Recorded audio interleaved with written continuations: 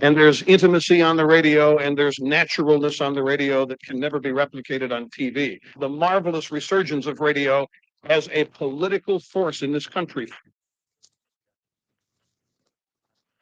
News related radio programming is evolving. There's a huge hole in our dialogue that can be filled by the synthesis of traditional radio and the freedom that comes from a live podcast. You're about to experience Cowboy State Politics live. Here we go.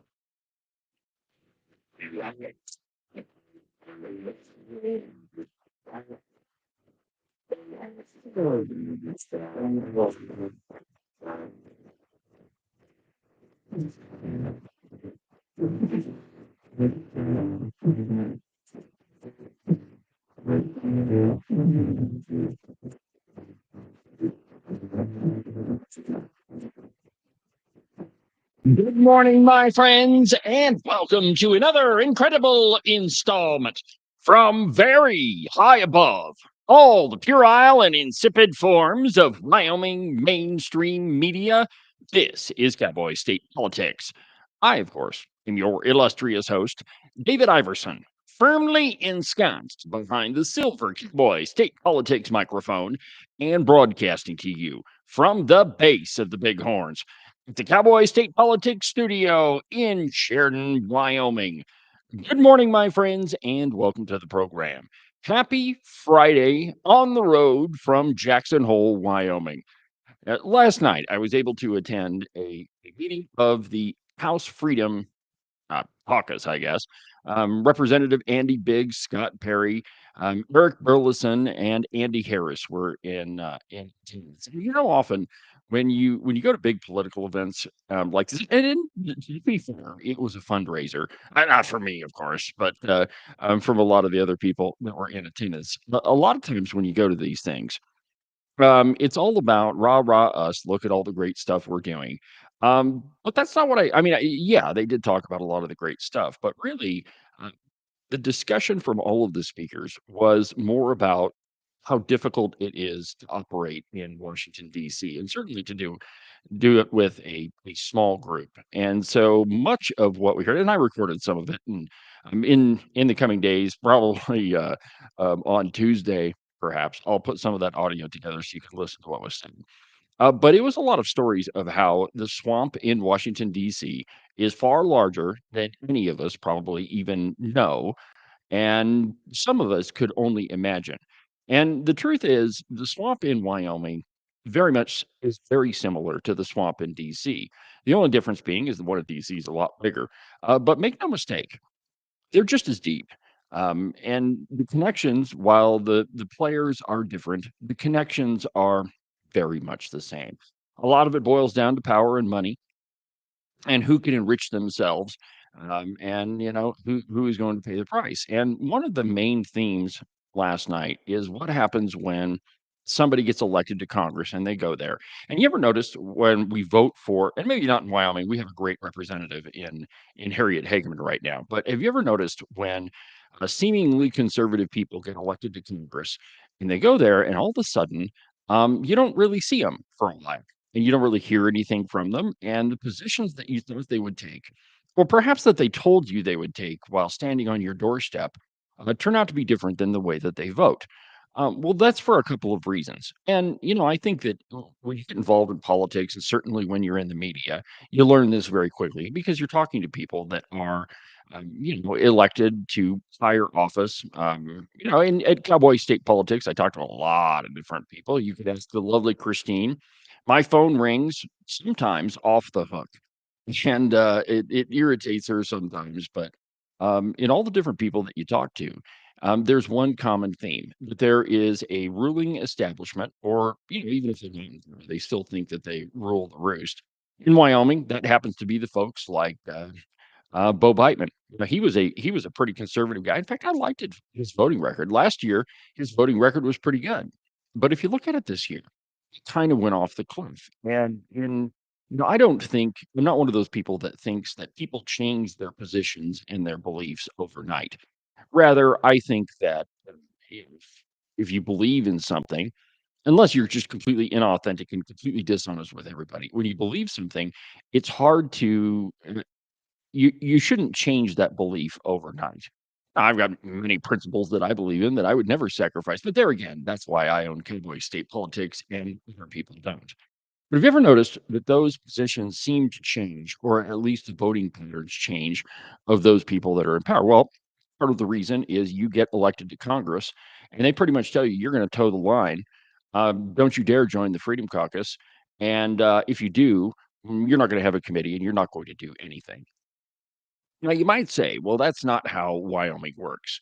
And to some degree, you would be right. But let me take you back to the episode I did about Chi-Com Som, Albert Sommers. And he was part of the State Legislative Leadership Foundation, which is an organization that is run out of Wisconsin. And the Speaker of the House in Wisconsin, he's the guy that's in charge of the whole thing. Well, his name is Robin Voss, a truly terrible person. But I mean, he is. I don't say that lightly. But that guy is about 6 feet deep in political graft, and he's got ties to China, and there's a whole bunch of different things going on. Here, the point I'm getting to is one of the things that he did is he set up a pay for play scheme in the Wisconsin House, and that is, if you didn't contribute to his what do you call it, a Greater Wisconsin Fund is what it was called. You wouldn't get a chairmanship, and you wouldn't get any of your bills on the floor. And it really was a pay for play scheme. Well, Albert Sommers, Chi Com Som, sat on the board of the State Legislative Leadership Foundation. And if you ask Albert Sommers, he'll tell you that it was all benign and that, I mean, all this stuff is made up. And his op-ed, you can call it that. Mostly it was his defense against the episode that I did. But he said, I am not a Chinese spy. Well, I think that that's probably true. I don't think that like anybody's going to look at Albert Summers and say, yeah, I want that guy. I don't think that happens. But in Wyoming, what he attempted to set up was the Wyoming Caucus PAC. And I think it's still in existence. But here's what he did. And tell me if this sounds familiar to anything that I just talked about. Members of the House of Representatives contributed to this political action committee. And then the political action committee supposedly was going to donate to them. So that's very, very similar to the pay for play scheme that Robin Voss had set up in Wisconsin. So what I'm telling you, my friends, is that while sometimes in Wyoming it seems like we are divorced from the swamp, that it is so far away from us that it really doesn't affect us. That's not entirely true. The same types of players, and again, even the names may change, but the tactics and plan is still the same. Now, I'm not telling you that the folks in power in the House right now are of the I know Chip Wayne really well, and John Bear, and Agent 29, of course, and Bill Alamand. By the way, Bill Alamand was we had a great time. But anyway, those aren't those type of folks. However, those same types of individuals do exist in the Wyoming legislature in the form of Bo Beitman and Tim Salazar and Senator Slithers and Nancy Case. Though Nancy Case might be a little bit of an outlier, he is more of his own Democrat. A Democrat's a Democrat, even though he hangs an R at the end of his name. But the point I'm getting to is that when politics and power and money all collide, the actions are pretty much the same. You're going to do it our way. And if you stray from the plan, well, then we're going to make you and your constituents pay. And so what happens, and this was again the conversation last night. What happens is you show up in Congress, ready to go in guns blazing, and you're told you're going to sit on the phone and do fundraising calls. And if you don't, then you're not going to be doing anything in Congress. And that was pretty much how the conversation last night.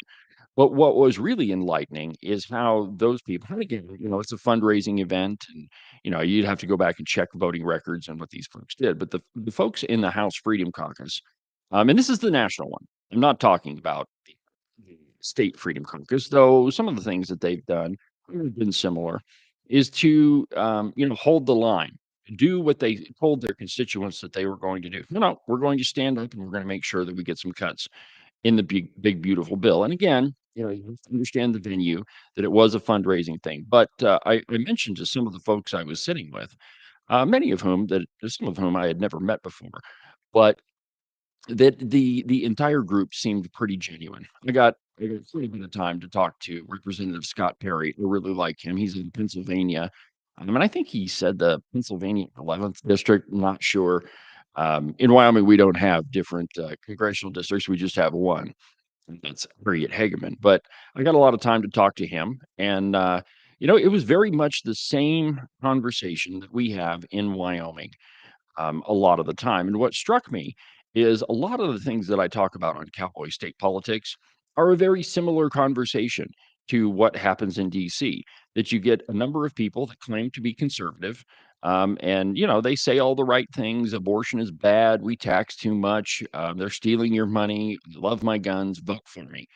And then we do. And then they go to Cheyenne and they do exactly the opposite. The redcoats. And this very same thing happens in Washington, D.C.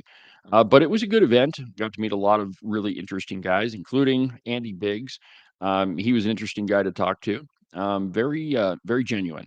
Out of a lot of the people that I've met that are running for Congress or that are in Congress. So anyway, that's what I'm doing in Jackson, or what I was doing in Jackson. It was a good event, a good evening, and I enjoyed all of it. So let's get to the news this morning. And there's a couple of stories in the Cowpie that I wanted to start out with. And let's see here. Which one do I have on the stomach of stuff? Um, one of the things that's happening today is Platte County and Laramie County are going to choose Darren Smith's replacement. Now, if you're unaware, Senator Darren Smith was nominated to be the U.S. Attorney for Wyoming. And so, in practice in Wyoming, and I'll just go ahead and quickly repeat it in case you don't know, maybe you're new to the program and you haven't, you don't know what the filling of a vacancy looks like. Here's what happens.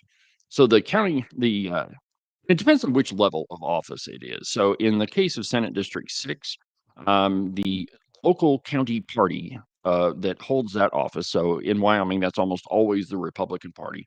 So the county Republican Party gets together and they hold interviews, basically, of the people that are interested in filling that office. And then the county party votes and they pick three candidates.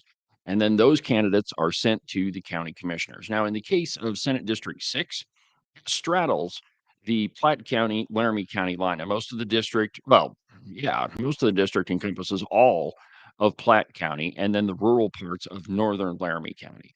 And so they met in Guernsey and they chose a couple of people. And it's, let's see here, Taft Love, Roy Burt, and let's see, I think his name was Burt. Yeah. Well, hold on just a second. Anyway, there's three candidates, and I'll get to all their names here in a minute. But today, Platte County commissioners and the Laramie County commissioners are going to choose a replacement. And there's a piece in the Cow Pie entitled "Wyoming Senate District 6 Finalists Share Values but Differ on Legislative Approach," and it's a voluminous article. And a lot of it. I think in general it's pretty fair. Though when we get to it here, you're going to understand why I say pretty fair. Part of it that I wanted to tell you about is about abortion. Now, abortion is the life of the unborn is probably is one of the central issues that Republicans talk about all the time, and for a couple of reasons. One, everybody has rights, including those people that cannot stick up for themselves. And secondly, if we can't agree that killing babies is bad, then there's very little else that we can agree on.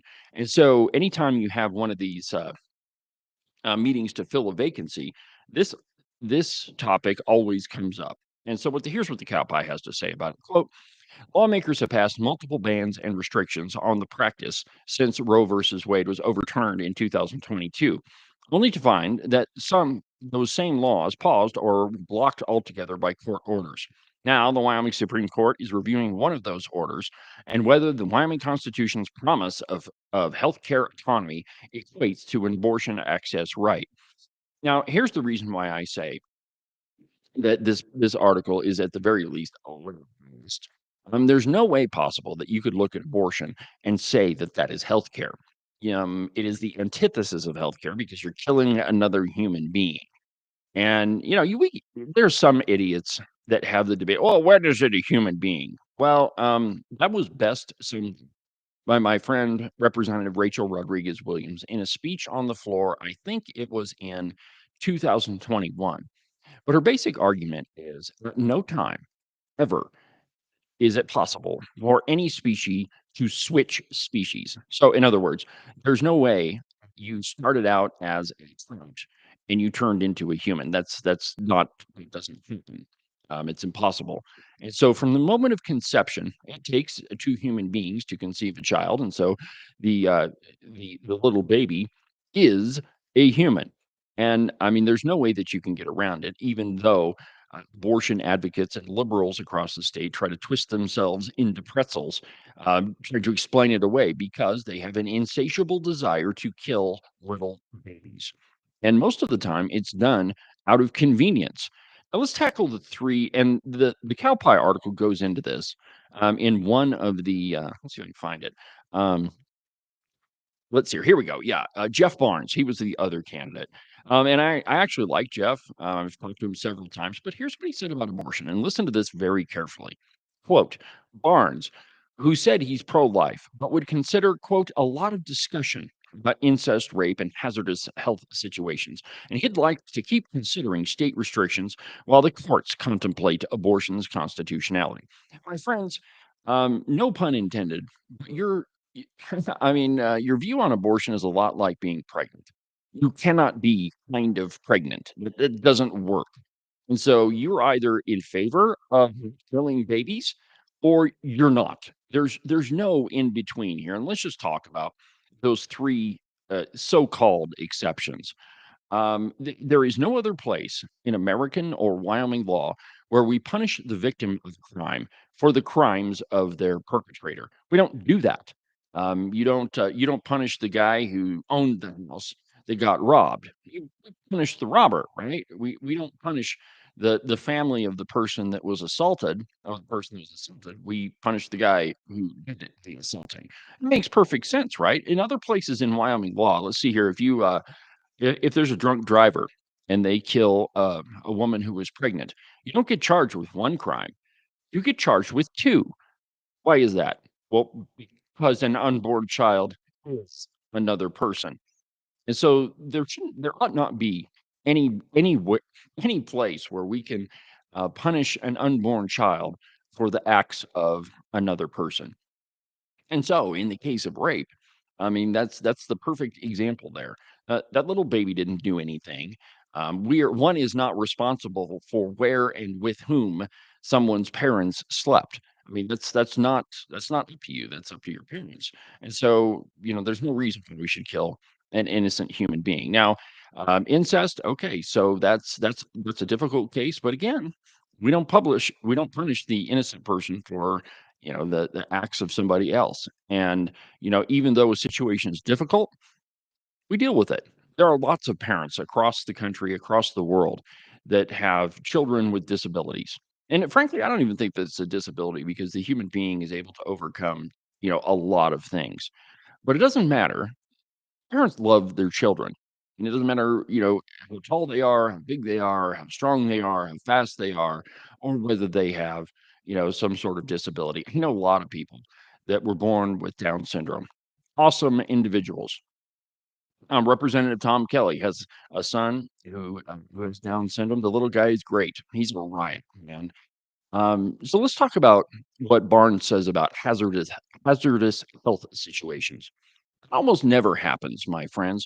Medical technology has advanced to a point where, and I'm not saying it doesn't happen, it does. I personally knew somebody that died in childbirth. So those situations do happen, but they're extraordinarily rare. And even so, when it's a choice of saving the mother or saving the child, that's not a question of abortion. That's called triage. I've never talked to a doctor in my entire life, and being a type 1 diabetic, I know a lot of doctors. I've never talked to a single one of them that would look at that and say, "Well, I mean, maybe we could do an abortion. Maybe it'd be better. Maybe I should save the life of my." That doesn't enter into the conversation. It's a question of triage. Which person do I have the greatest chance of saving, or can I save both? So that shouldn't even be part of the discussion. So when it comes to Jeff Barnes, hopefully It's just a case of him never being, an argument never being told to him or explained to him. Man, you're talking about punishing an innocent human being for the crimes of somebody else, for where or with whom their parents decided or maybe didn't decide to have sex. That doesn't enter into the conversation. It doesn't mean that you get to kill an innocent human being. Here's the long and the short of it, my friends. We have to be able to agree on that one thing above all.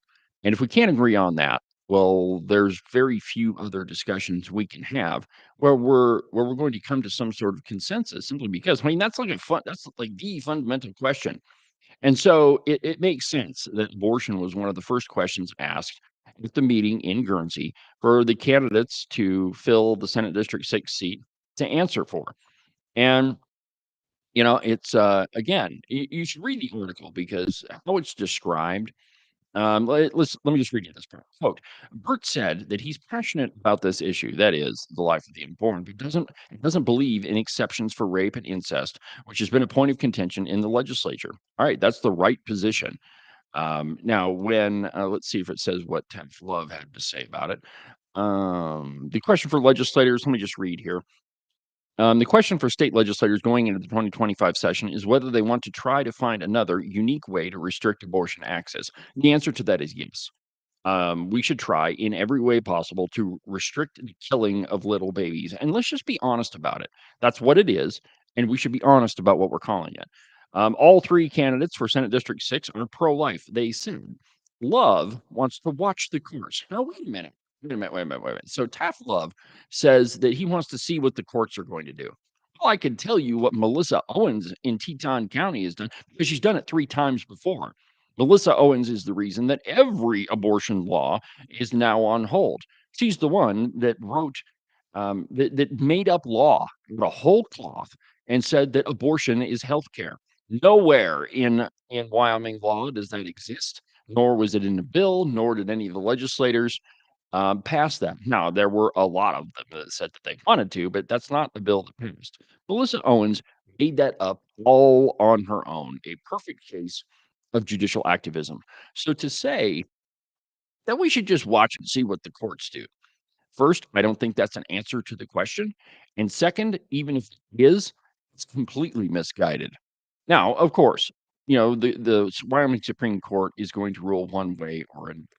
And whatever the ruling is the job of legislators in any way that they can to protect the life of the unborn. So I think this is an important question. I think that the county commissioners in both Platte County and in Laramie County should definitely consider this one. And I don't. For me, it's not a question. You're either pro-life or you're not. Any of this wishy-washy stuff in the middle is complete political bullcrap, and it's a way to try to avoid what is a difficult topic to talk about. And it's not difficult for me. I mean, it's not a hard one. You don't kill little babies.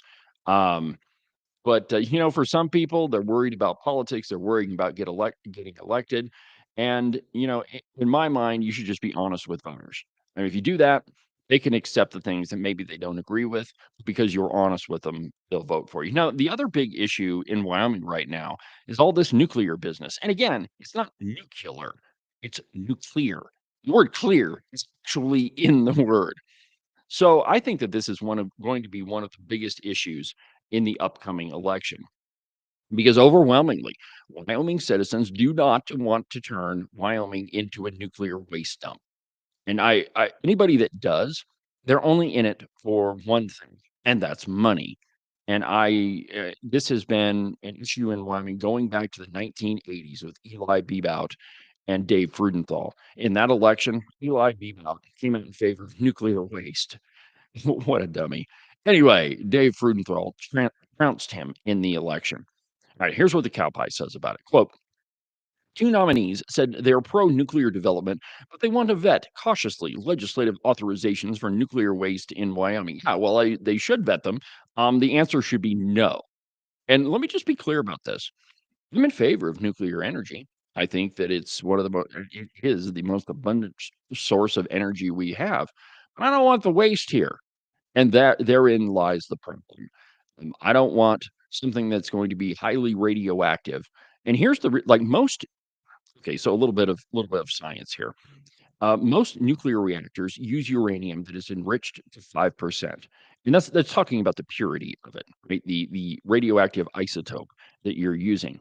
The reactor in Kemmer, it's going to enrich uranium to 19%. So almost a fourfold increase above what a normal, run-of-the-mill, big nuclear reactor that you think of. It's got the big powers. And the more you I mean, nuclear waste is always radioactive, but the more that you enrich it, the more radioactive it becomes because you're purifying the isotope that you're looking for. So, you've probably heard the word plutonium. Plutonium is an isotope of uranium, and that's the one that's uber, uber, uber radioactive. And what we're talking about here is storing a substance in Wyoming that is going to be deadly and that can kill everything around it for thousands of years. Thousands. Now, I've heard a lot of people, city councils, legislators, saying, well, we've got these casks and they're good up to 20 to 40 years. Uh huh. Well, what happens after 40 years? What do? Do you put it in a new cast? Do you take it out? Do you irradiate somebody else? I mean, what do you do there?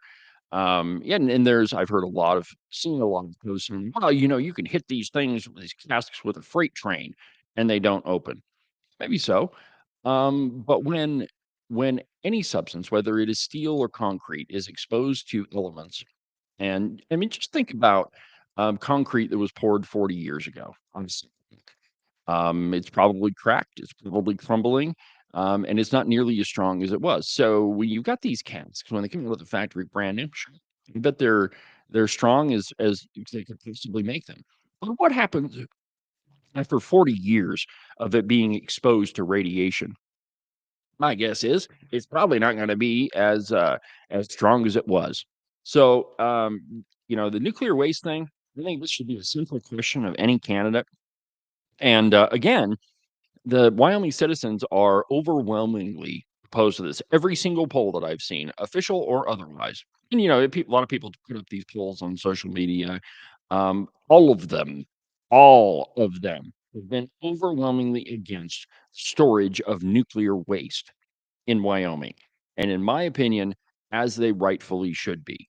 I'm not opposed to nuclear power. I'm opposed to waste, and it is waste. And don't let anybody play language games with you to say, "Well, no, it's spent nuclear fuel is what it is." Yeah, it's not waste. At some point in the future, we're going to be able to use it. Yeah, well, you can't right now. It's completely unusable. Oh, and by the way, it's highly radioactive. So, yeah, it's nuclear waste. So let's go ahead and take a break. And when we come back, there's an op-ed it's in the Cowpie by the WEA. It's a great one. You're going to love it. We'll do that in just a second. First, an absolutely outrageous profit timeout.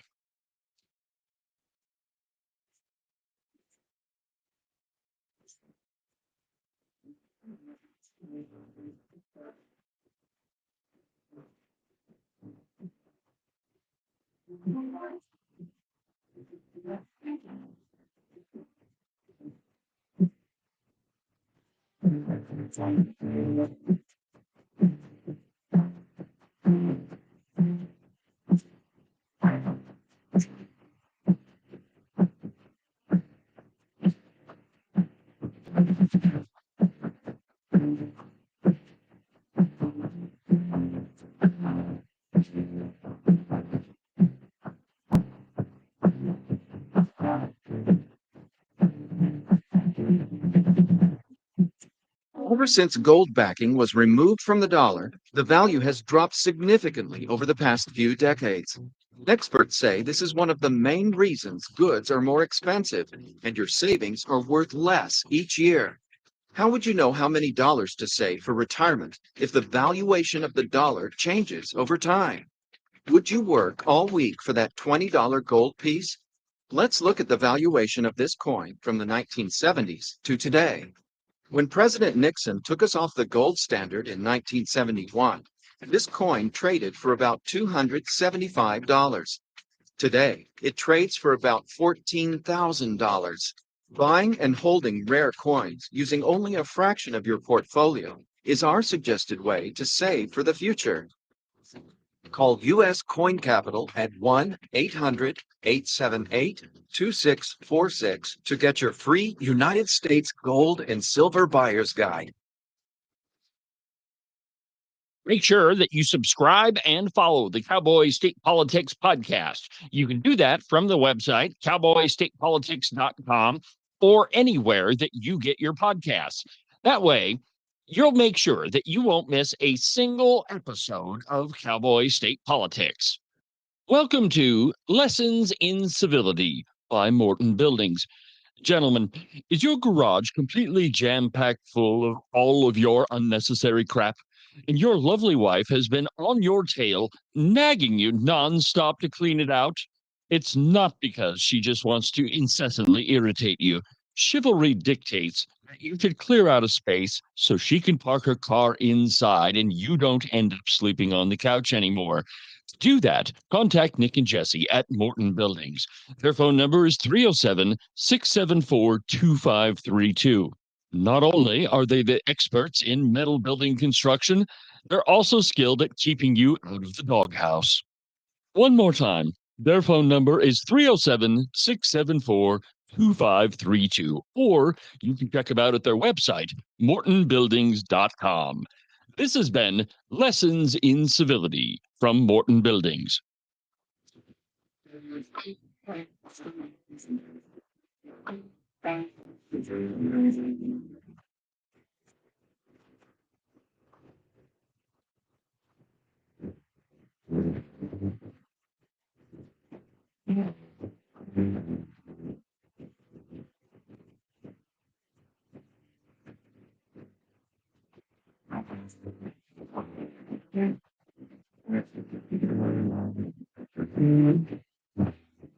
Welcome back to the program. David Iverson, Cowboy State Politics, live from Jackson Hole, Wyoming.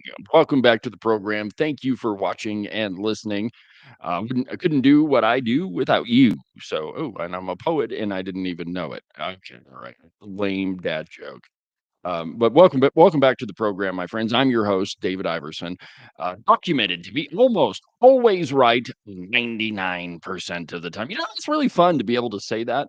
And I really wish that the Wyoming media would have the same experience when, they can look at their record and say, wow, we try so hard to be right that we have a record to prove it. But of course, they won't, because most everything you see out of the cow pie is nothing but opinion. And there's a difference between news and opinion.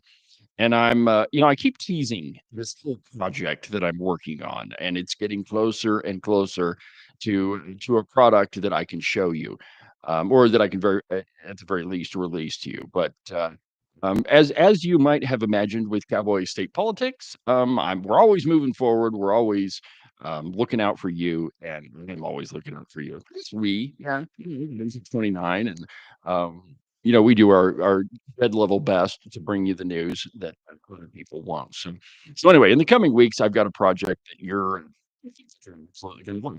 I'm pretty enamored with it. Of course I am, because I came up with it. So anyway, there's an op-ed in the Cow Pie from the Wyoming Education Association. Now, they want you to know that they in no way are tied to any other group, that it is a grassroots organization, that it is just Wyoming teachers. And how dare you suggest maybe they're influenced by somebody else? It's so absurd. And it shows you how stupid they think you are. This thing is jam packed full of a bunch of blatant bull crap. All right, it's written by Kim Amon, who's the president. I guess she's the president of the Wyoming Education Association. But here's what she says. Her op-ed is entitled "We're Wyoming, and why I'm going to set the record straight on the WEA." Yeah, I bet she will. And I quote, recently, Representative Rodriguez Williams wrote a guest column mischaracterizing the Wyoming Education Association and the educators we represent. It's time to set the record straight. To begin with, the WEA is not some outside bureaucracy or national machine. We're a Wyoming 501c6 nonprofit funded and run by Wyoming educators. We answer only to our members, the teachers, education support professionals, bus drivers, and staff who dedicate their lives to the students of our state. To suggest otherwise isn't just wrong. It's an insult to the thousands of education professionals who are the backbone of this state.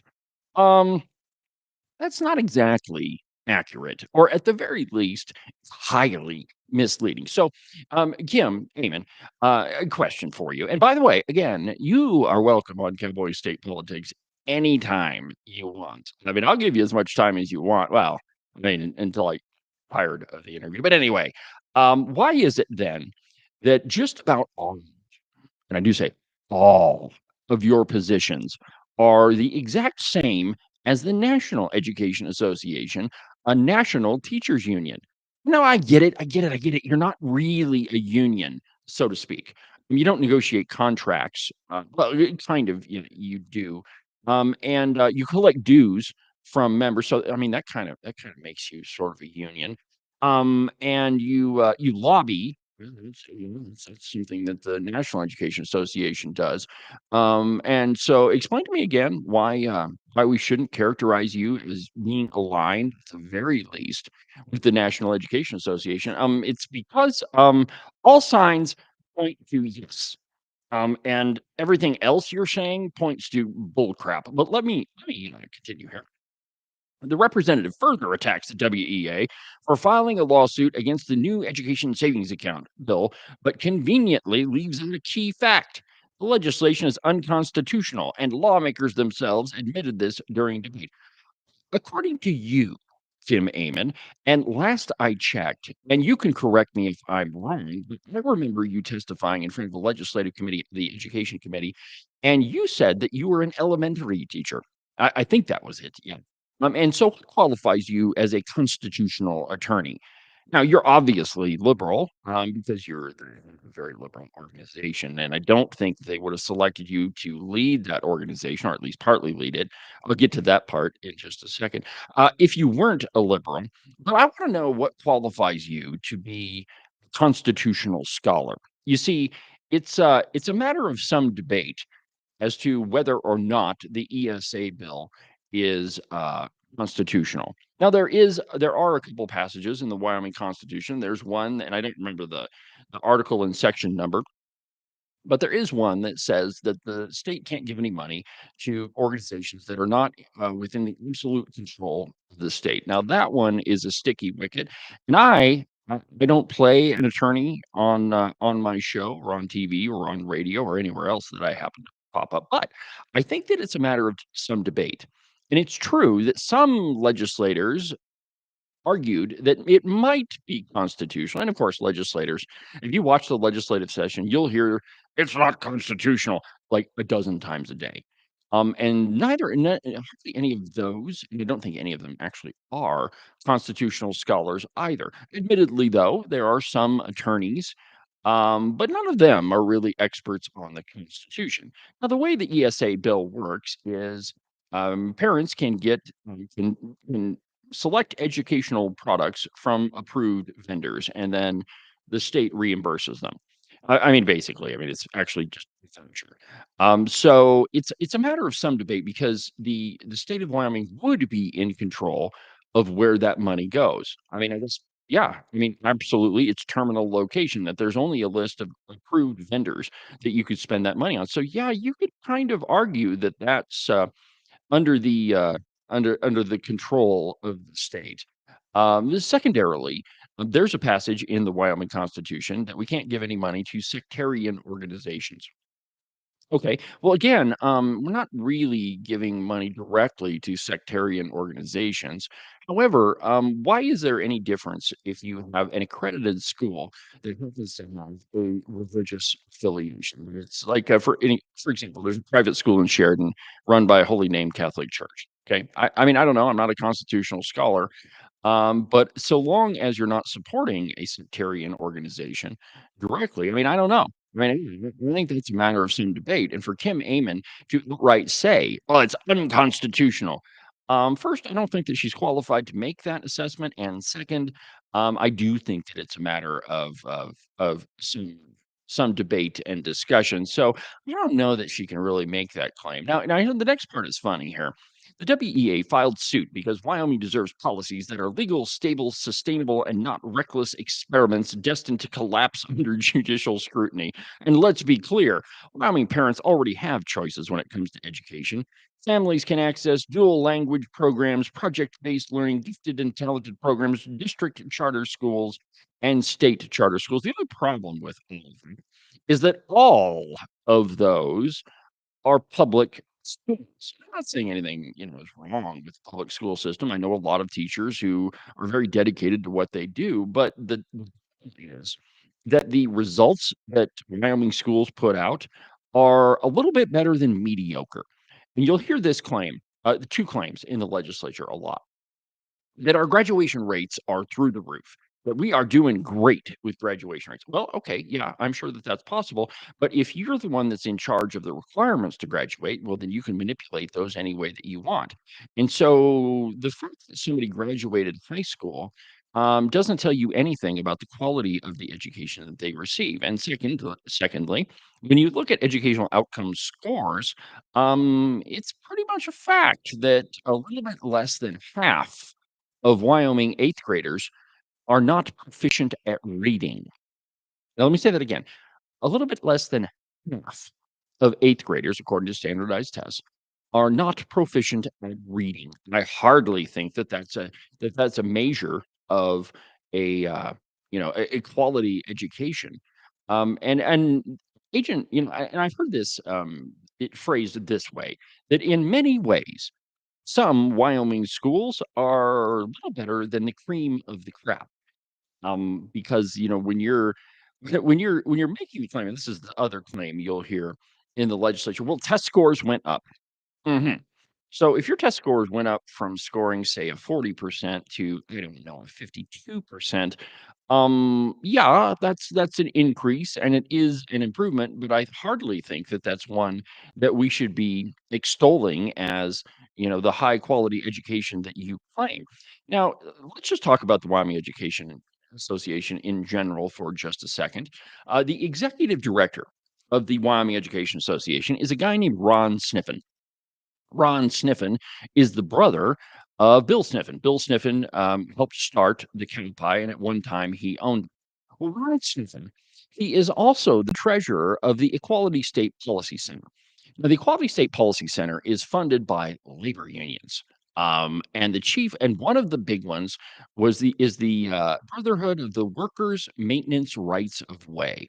And if you look up their funding sources, one of the top ones you'll find is the Center for American Progress, the group that was created by Panetta and Hillary Clinton, and is directly tied to George Soros's organization, the Tides Foundation.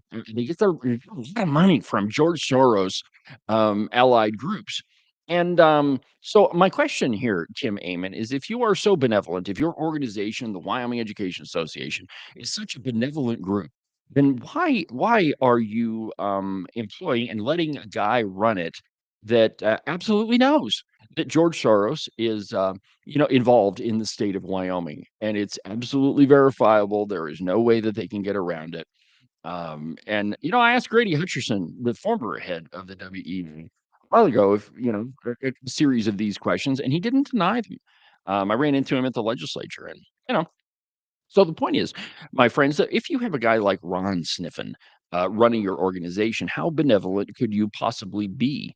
He is an activist. He works for the biggest lobbying group as the treasurer in the state of Wyoming. And if you go to their website, it is an alliance of, and if you just think of a left wing group, LGBTQZXPWDS, or groups that advocate for open primaries, and I mean it is a slew of liberals. And if you listen to any of their testimony down in Cheyenne, and a lot of times I'll go to committee meetings and just watch them, and all I end up doing is just shaking my head. Really? You're making that argument in Wyoming? So the question, Miss Amon, is how could you possibly make the claim that your organization, first, isn't completely aligned with the National Education Association, the largest teachers union in the country, saying that you have any of those people running your outfit, but all of your positions, um, yeah, they tend to line up with what the NEA says. Let me just give you one example. They have this group called the Safe and Just Schools Cadre. I look it up on the internet.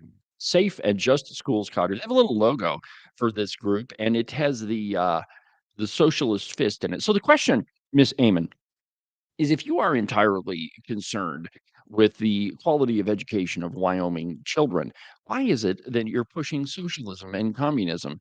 Get it? I get it. I get it. It's just a logo. And, it doesn't mean anything more than that. But if you go to I think they call them pillars of the Safe and Just Schools Cadre, one of them openly says that you are training teachers and students to be activists. We can activate change. Mm. Why would you want to teach students to be activists? Well, let me just think here.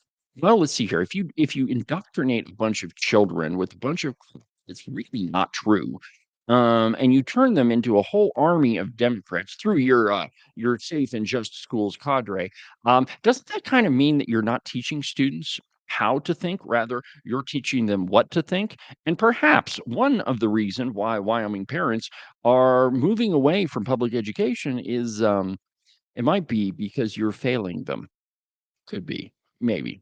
I mean, it's just a thought, and I mean, correct me if I'm wrong. I'm not, but and Tim Amen, you're welcome to come on Cowboy State Politics. We'll have a lovely conversation about a whole bunch of things that you're not really telling the truth about. So go hang out with your NEA buddies and make sure that you take care of the socialist fist safe and just schools cadre. We'll be back in a minute.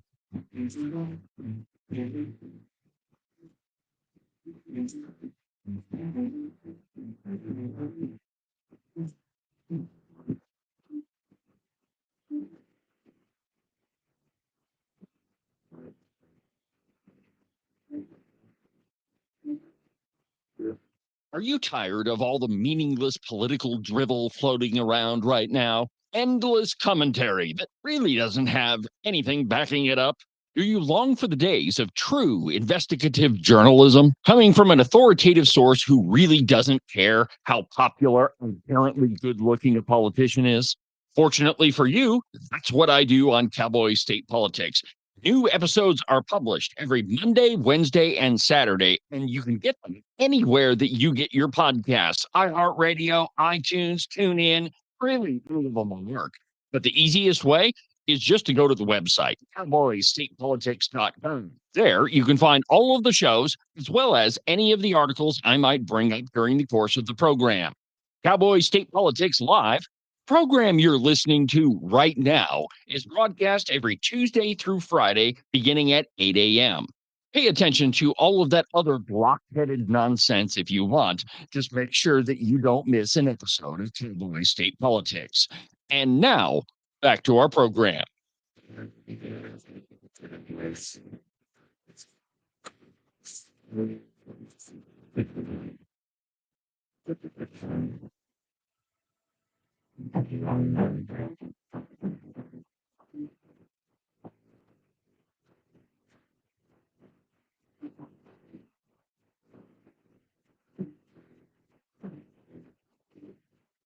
Welcome back to the program. Cowboy State Politics in Jackson, on the road, doing what I was born to do. I should turn on the camera. Each and every day with talent given to me by God Himself. That's right, my friends. You should be grateful for all the gifts that you're given.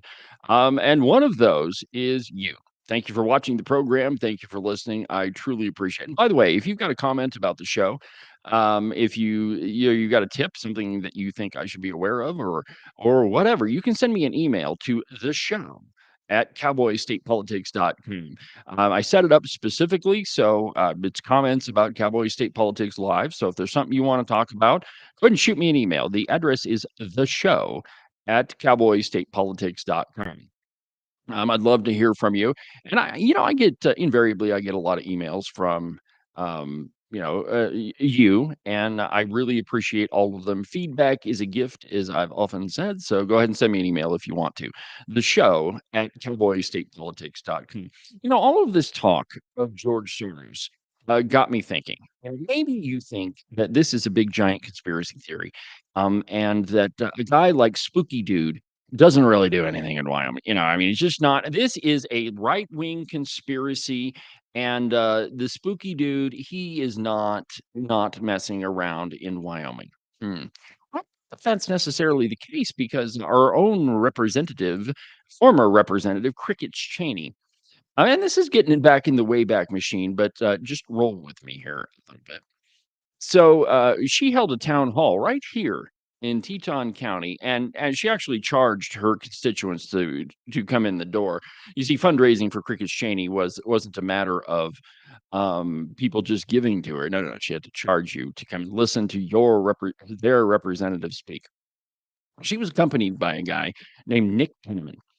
He's on the stage with her, and they had a great conversation. But nobody in the lamestream Wyoming media asked a simple question: who is Nick Penniman? And why is he hanging out with our congresswoman? And why are we paying for him to talk to us and indoctrinate us? Is really what happened. But Nick Penniman at the time was the head of an outfit called Issue One. And their whole deal was to have open primaries. And really, if they could get ranked choice voting, that would be what they would really want. And Schumann was also part of this outfit called the Bridge Alliance. You can look all this up online. It's a fascinating rabbit hole that you'll go down.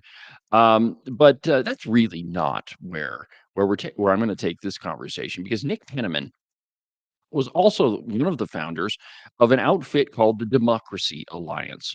Now, the Democracy Alliance is a collection of it's a funding clearinghouse for leftists. So basically, what happens is, if you're an uber rich person and you want to donate to leftists, but you don't want your name on it, you give money to the Democracy Alliance, and then the Democracy Alliance, they hand it out to their left wing groups. Now, you might ask, is the major funder of the Democracy Alliance?